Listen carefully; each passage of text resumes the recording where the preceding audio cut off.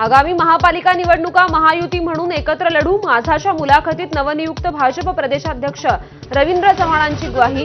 राज आणि उद्धव हेतुपुरस्सर एकत्र आल्याचाही निशाणा.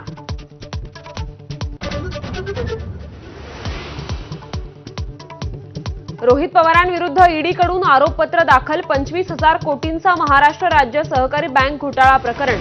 मर्जीतल्या लोकांना नियमबाह्य पद्धतीने कारखाने विकल्याचा आरोप.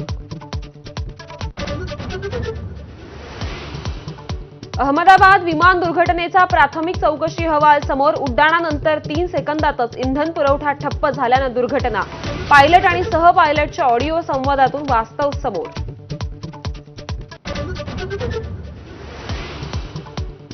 शिवाजी महाराजांचे 12 किल्ले युनेस्कोच्या जागतिक वारसा यादीत. मुख्यमंत्री देवेंद्र फडणवीसांची माहिती. रायगड, राजगड, प्रतापगड, पन्हाळा, शिवनेरीसह तमिळनाडूतल्या जिंजी किल्ल्याचा समावेश. युनेस्कोला गृहीत धरू नका, निकष नाही पाळले तर दर्जा काढून टाकण्यात येतो. राज ठाकरेंचा सरकारला खोचक सल्ला. तर समित्या स्थापन करून काहीही होत नाही, संजय राऊतांचा टोला. मीरा भाईंदरमध्ये ड्रग्ज विक्रेत्यांचं पोलिसांसमोर मोठं आव्हान. काशीमीरा हाटकेशमध्ये ब्लड 107 गँगचा उच्छाद. हाटकेश आणि काशीगाव परिसरात ड्रग्ज विक्रीचं जाळं. माझाच्या बातमीनंतर परिवहन मंत्र्यांकडून दखल.